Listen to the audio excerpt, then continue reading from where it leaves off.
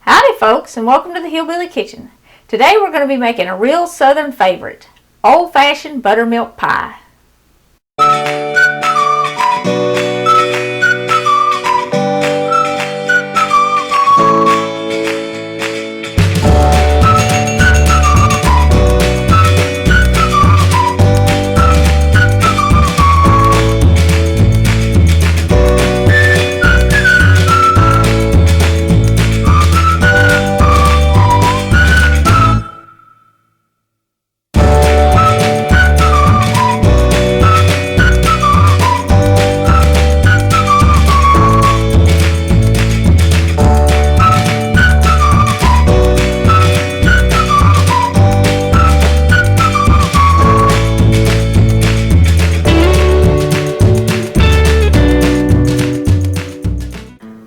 The first thing I'm going to do is I'm going to turn my oven on and let it preheat to 400 degrees.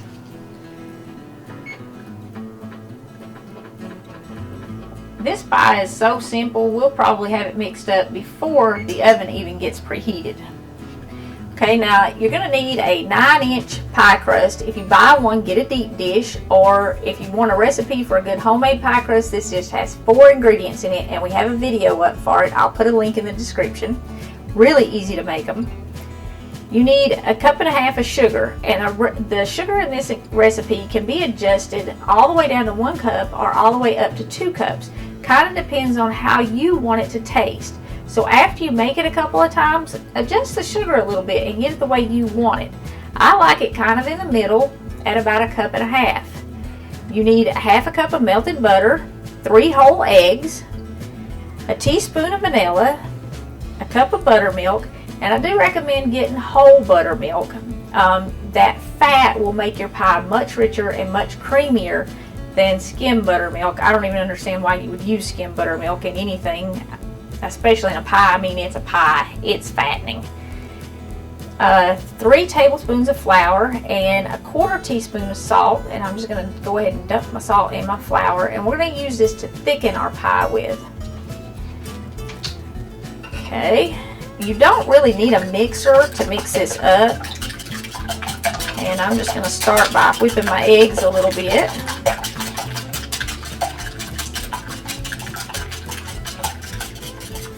And I'm going to go ahead and put my wet stuff in here. Go ahead and put my buttermilk in.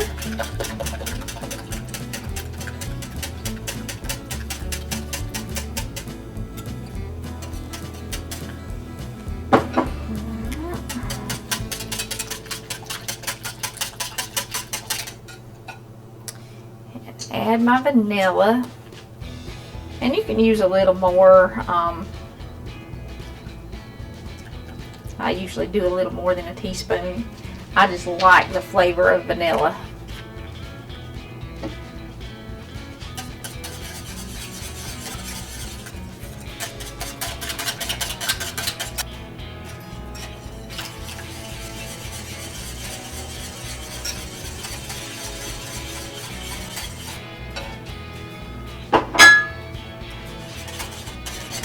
Okay, and then mix in your sugar.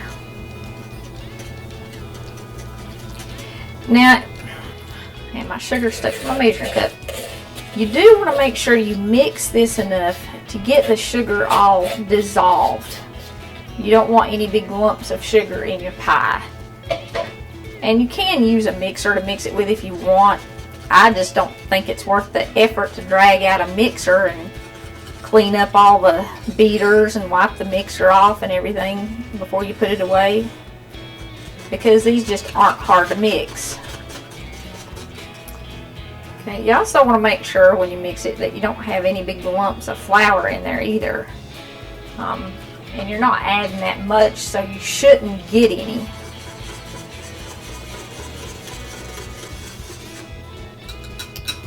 Okay, that looks pretty good, and that's the whole pie mixed up there. I'm just going to take my spatula and scrape the sides of the bowl and down in the bottom before I dump it out, just to make sure I don't have anything stuck in the bottom of my bowl. And then pour it in my pie shell.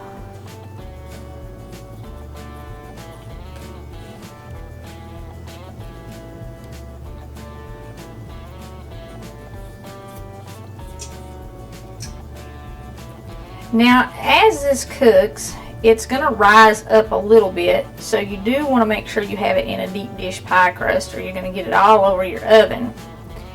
And it will, when it's completely done and it starts to cool, it should still fill our pie crust. But when we take it out of the oven, it's actually going to be risen up, I don't know, anywhere from 1/4 to 1/2 inch above the pie crust. And then it'll settle back down about even with the top of the pie crust, maybe just a little bit. So that's normal, you know, don't think it's not. And also this pie here, if I just put it in the oven and bake it, it's going to get really, really, really brown by the time it gets done. Oh, there's the oven and we're done mixing it. Now, I like mine really, really, really brown, but it's not as pretty for a video. And if you're making this for company and you want it to be prettier, I'm going to show you how to do a tint. Now all you're going to do is take a piece of aluminum foil that's about square, and we're going to fold it. If you ever made those little paper toy things or paper airplanes when you were a kid, this is kind of the same way that you would fold it. Be careful not to completely flatten it out in the middle as you do this, but I folded it in half both ways. And now I'm going to fold it diagonally both ways. And what that will do is it will allow me to kind of crumple it up, and it'll keep it off of my pie. Now I don't want to just wrap the top of my pie in this because that will trap the steam and it'll make my pie really soggy. And I'm not going to leave this on my pie the whole time it cooks. We cook this pie anywhere from 50 minutes to an hour, maybe a little more. But you can see there it kind of stands up and makes a little tint. And all I'm going to do when I put this in the oven is I'm going to sit it on top of my pie like that. And that will keep it from browning for like the first 30 minutes that it's in the oven. After it's cooked for about 30 minutes, take this off because like I said, that pie is going to rise up and it will stick to the aluminum foil kind of around the edge if you don't. And your pie won't get brown if you don't take it off too. You do want it brown some, even if you're trying to make it pretty for company. So we're just going to put this in the oven like this, and I'm going to leave it, like I said, for about 30 minutes. Then I'll pull that foil off and I'll let it finish cooking. And we'll be back in about an hour or so to see what it looks like when it's done.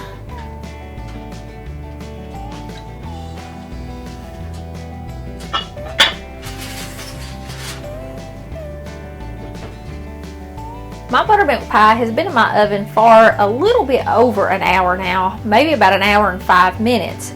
And that is partly because it's raining here, and when it is really humid, it is going to take just a little bit longer for your pies and stuff like that to bake. Now the first 30 minutes I had it in the oven, I did have the full tint over it because I didn't want the top to get too brown. Like I said, I really don't mind when I'm not making it for a video if it gets that brown because I don't mind that taste. I kind of like it. But if you're making it for company or you're making it to take somewhere, you might want to tint it because it does look almost burned. It gets so dark. It doesn't taste burned, but it looks that way, and people will tend to kind of shy away from your buttermilk pie.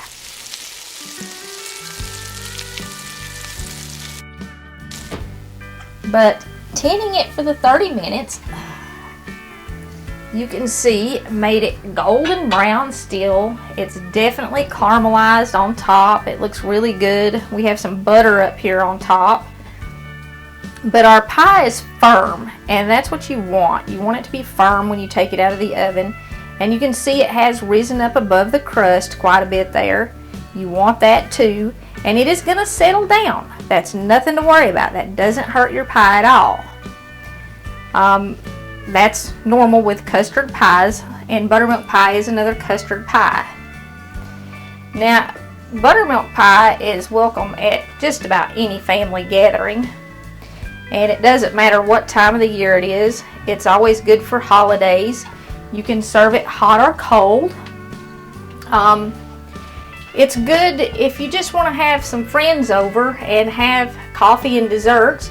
You can make a buttermilk pie and serve it with your coffee and sit around and talk for a while. Now, I like my buttermilk pie best cold and absolutely plain. But if you're making it for a special Sunday dinner or for dinner with special company and you want to dress it up and make it look like something you get in a really fancy restaurant, you can take a little caramel sauce and drizzle it over your plate and then top it with some homemade whipped cream, and that will really give you a rich dessert. It will look fancy, it will impress people. Like I said, I like mine just like this, only I like it cold. You don't want to cut it right now because it's not really firm. You want to wait at least 15-20 minutes until it settles down, and you'll know when that happens. Like it's still sizzling right now. Would not want to try and cut it and scoop it out. It would just run everywhere. But in about 20 minutes you could serve it and eat it warm. Don't know that I would put the whipped cream on it warm because that'll tend to melt the whipped cream.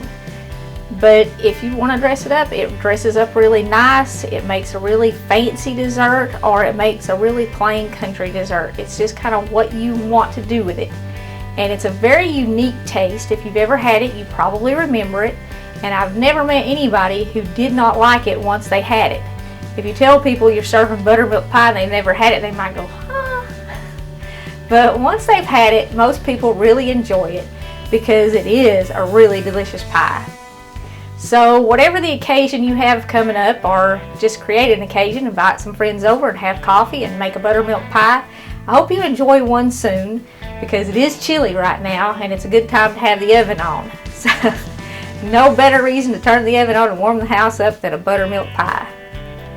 Thanks for joining us again in the Hillbilly Kitchen. Please don't forget to click like and subscribe before you leave, and we'll see you next time.